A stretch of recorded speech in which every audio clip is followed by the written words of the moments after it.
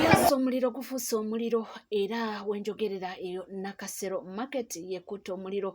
Yesterday nabaleetedde wanino era obutambi obulala ng'omuliro ennyumba nga yonna ekyuma kugamba ebintu nga bya buwumbi bigendeddemu. Twabadde tukyali era ne mbaleetera omuliro omulala mall ya mukulu Bakaluba nga naye ekuta omuliro. Ekisigala nga twebuuza emiriro gino giva ku ki? Nda mmangujjukira bulungi musajja mukulu Fred Kajubirumbu ye yatugamba ebintu by'omuliro guno naddala bwe tuba nga tuli mu budde nga buno nga tugenda mu kalulu oba nga twakava mu kalulu. Kye kino ekintu Katikkiro Charles Peter Mayiga kye yagambako ng'ayogera ku bintu by'ebijambiya nti lwaki ebintu bino birina akade bye babeerawo nti waba nga tetugenda mu kalulu bibaawo akalulu nga kawedde. Lwaki? Naye gugwa omuliro era gulumbye Nakasero market. Nga tuvuddeko eyo nga tweyongerayo omwana mulenzi amanyiddwa nga Mayanja Timothy abasinga obungi gwe mwakuzaako erya Jaden. Omwana ono yatukolera kaiteki yakola sound ku Christmas y'omwaka oguwedde aka Jaden era erina Jaden nerimulemerako paka olunaku olwaleero. Amuvuka ono akola ku Baba TV naye yavuddeyo n'akawangamula n'agamba nti ye ku nsi asigazizaako emyezi 3. Nonno ayina engeri gy'ayogeramu oba ng'omwami ng'omusajja yenna byakwegumya simanyi. Ayogera nga muvumu era munnange bw'oba nga tokiwadde budde oyinza okulowooza byakusaaga. Yagambye nti omusawo yamugambye abulayo emyezi 3 singa n'aba tafunye ssente tebamukolako bunambiro. Essente zoogerwako buwanana emitwalo 3 egya ddoola okuzirwayizinga mu myezi 3 munnange tejja kuba kyangu. Naye nga yalaajanye ng'ayagala buyambi yenna asobola okuba nga amuyambako. Era waliwo n'akatambi kenguddeko musajja wattu ng'akoze eddambi.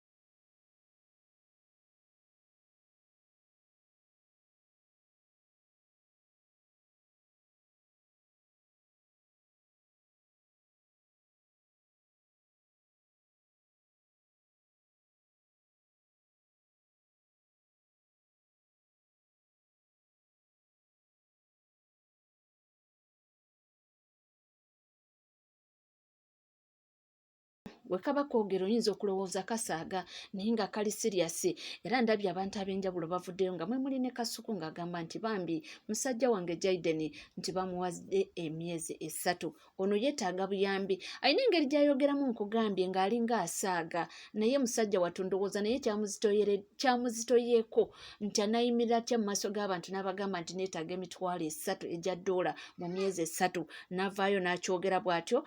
Bambi nalabye kasajja kange ka Jaden lwakuba kabyogedde ng'akasaaga nga kagamba bakawadde emyezi egi. Omanyi kasikla wali twabeerako naye ng'azimbye muno ng'azimbye ebigere nga takyayambala nangatto. Nindowooza era nabuuzabuuza Shalom nanga ayina sikoseero. Ngamba ayina sikoseero oba ayinamu ne sukaali. Kale kagamba bakawadde emyezi egi. Naye kalabika okuba keekyaye ogera no waliwo kalwala awo ne tulowooza kagenda ffa. Waliwo omuntu walwala noga anadda tona nazzaayo bye kati ndowooza yakooye. Nalabika vidiyo awo Jaden katukusabire otereere ya era katumusabire atereere bambi musajja wattu kyemmanyi nti naye muli omutima gwamumenyese dda naye talina kyakkola alina okuvaayo yeegumye mu bantu nga bw'atyo bw'ayisaawo asobola okuyamba ayambe katuulira ono yagamba ki Jayden oyo gwe mulabaawo asigazza emyezi 3 mu bulamu bw'ensi eno singa aba tafunye bujjanjabi oba busobozi bumusobozesa genda kukyusa bone marrow ye mu myezi 3 aba agenda kwabulira obulamu bw'ensi eno kigambibwa nti kyetaagisa $3 mu ssente ze Uganda ze miliyoni 10 approximately miliyoni 10 z'atalinawo essaawa zino so tubadde tusaba bambi yenna asobola okuyamba Jayden oba owaddeyo omutwalo oba mitwalo 10 oba miliyoni 1 oba miliyoni 5 oba miliyoni 10 naawe asobola okugamba nti zonna ozimuwadde miliyoni 10 omutuyambire Jayden bambi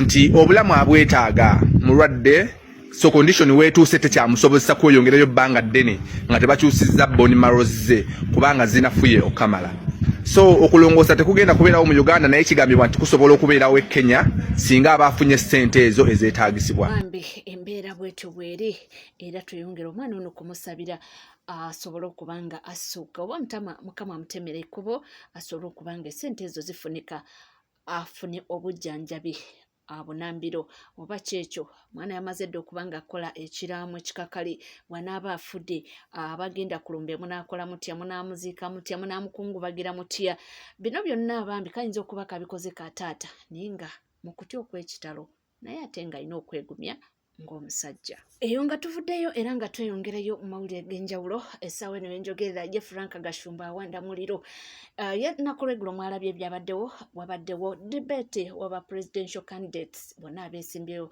okuggyako President Yoweri Kaguta Museveni teyalabiseeko era ensonga ze baaziwadde abakulira enkambi lwaki talabiseeko wabula Frank Gashumba si musanyufu yadde n'akamu era agambye nti NTV saawa yonna mbu weneeyongerayo ng'eweereza bwetyo bajajijjako ne bamoderator bennyini ng'obalaba ate can Museveni be hosted on NTV? There is no hostile media house mu Uganda kakati towards NRM and President Museveni like NTV.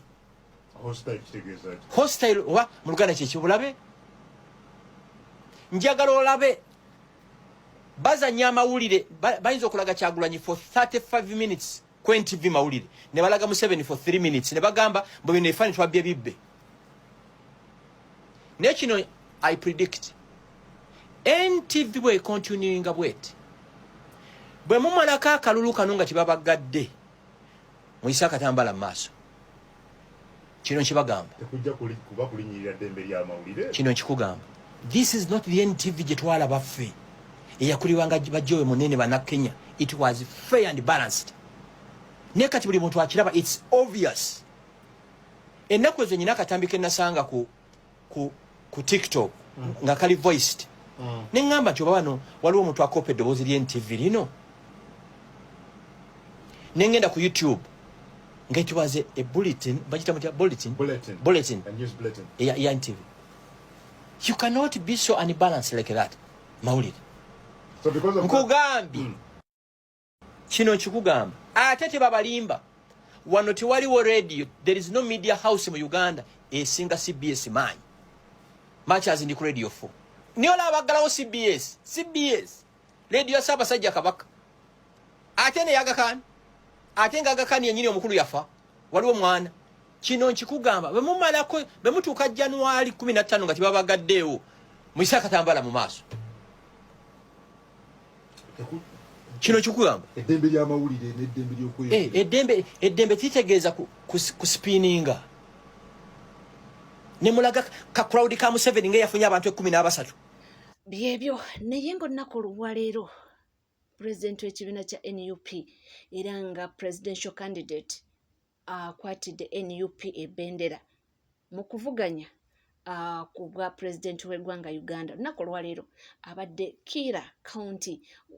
Kira municipality wamu ne Kyaddondo East. Naye bantu bange kibadde kitokota nga si kisaanikire bano abasajja kankuwe ku butambi weerabireko n'agago.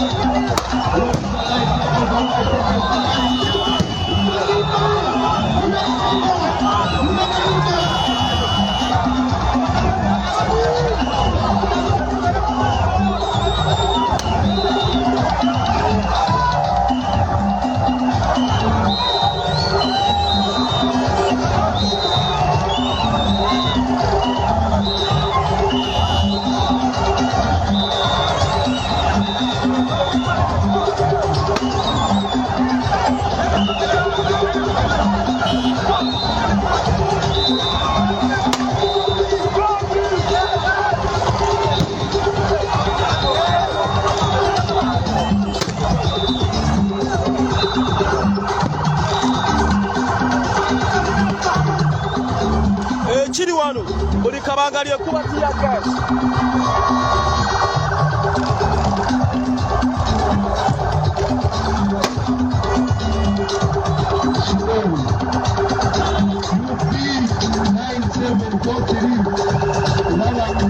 Bali mukusabula tiyagasi mu maaso wano ne mugeza mukuba tiyagasi motoka ya mukulembeze number plate UP 9743 twemerere muvute mu basebo.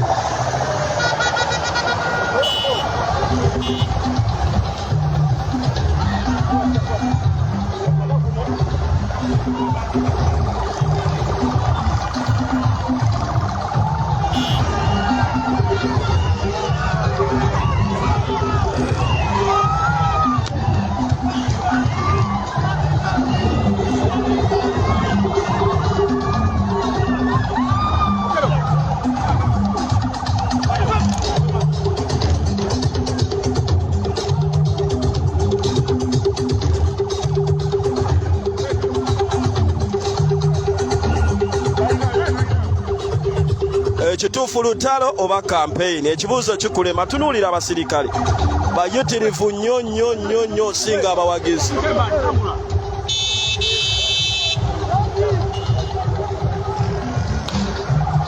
Zino ziizino wano 3 emu 2 3 simanyi lutalo emu 2 3 4 ezo zitunuulire mabega.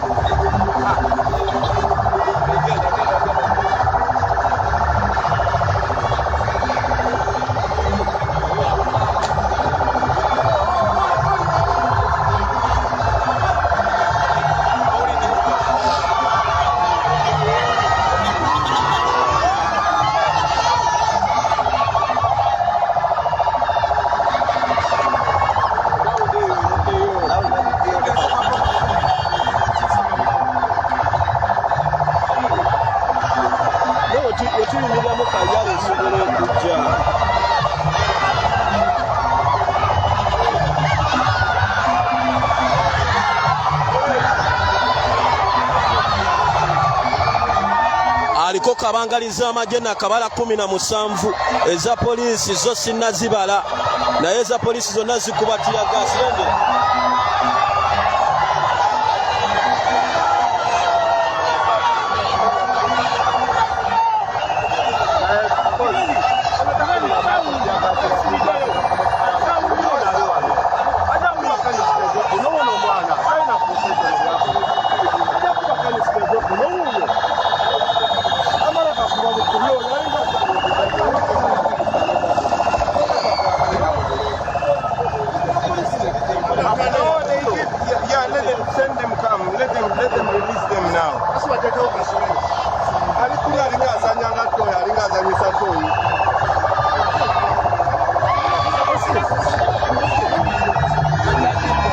Abasirikale basusse obungi, kabangaliza amagye ziri emabegaawo muganda wange.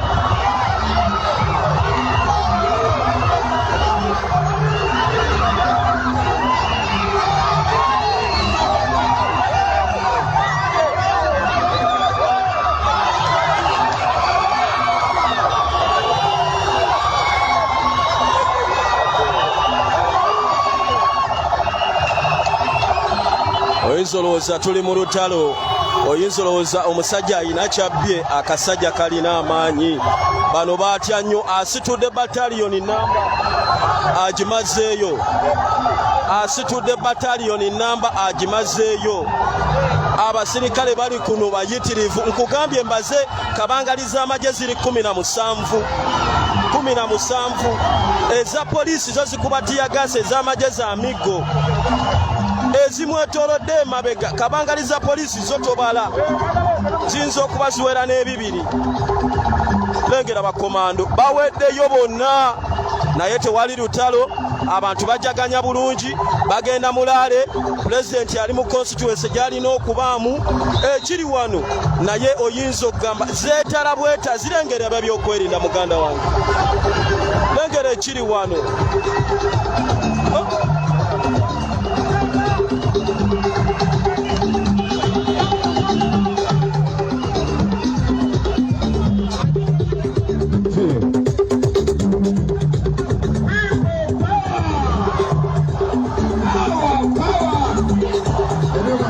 UP 9743 eyo yekyasinze okuba tear gas empanvu oyo ye buli kaseera aba akuba bukubi oba mulimu ani oba fulanka naye bwe mulabanga poliisi n'amagye kugenda kutukuba ekyo kyongera obalaga ensi gye tulimu ekyo njagala kyongera obagulawo amaaso ongera okumanya nti tuli muwangu okuleetawo magezi okwendola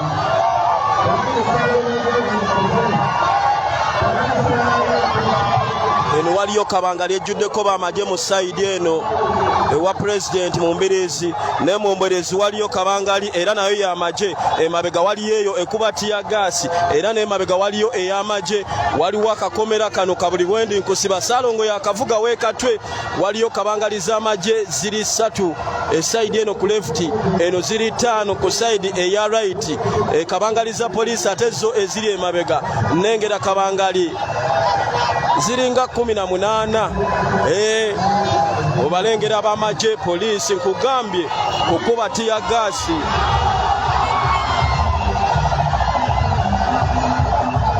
eno esazeewo mutambulira mu mbirizi tevaawo ne sayidi eri waliwo emuli mu mbirizi nayo tevaawo bakubye bano bo banyumirwa kuba tiyagaasi eno yo yazze kuba tiyagaasi balonkinga bulonkizi babagamba mukube bali eri naye mayumba gye bakuba waliyo abaana abato waliyo abalwadde tiyagaasi bamukuba biyondi ne watalina kugenda waliyo abaana abato waliyo abalwadde bannaabwe babakonkonako abamagye babagamba kisusse naye tebawulira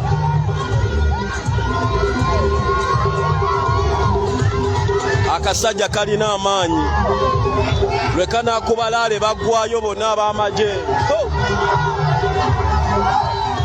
bagaddewo buli wamu ng'oyinza okulowooza nti oba abantu bagenda mu battlefield kibadde kisibyeko oba lwakuba anti oli agambye nti yakozesezza akagambo kakugamba nti nange abandi rebel mujjukira akagambo ako akatabudde abantu era ne boogera ebikankana mbu ekigambo ekyo mbu omukulu pulezidenti w'ekibiina kya NUP omukulu his excellence Robert Kyagulanyi Ssentamu mu debate mbu yagambye nti nange nti pulezidenti Yoweri Kaguta Museveni muyeekera ate nange ndi muyeekera kakati mbu ne beeyiwa mu bungi nti tugenda kudiiringana muyeekera bantu bange naye kijja kuggwa era na wano ndowooza olunaku luwedde naye lubadde lwa mbirigo oli ku NCK TV teweerabira kubanga osubscribinga ringinga that notification bell sharinga likinga ebisigadde butereeva amawulire nja kubanga ngakuwa era nja kubanga ngakutuusaako wona woli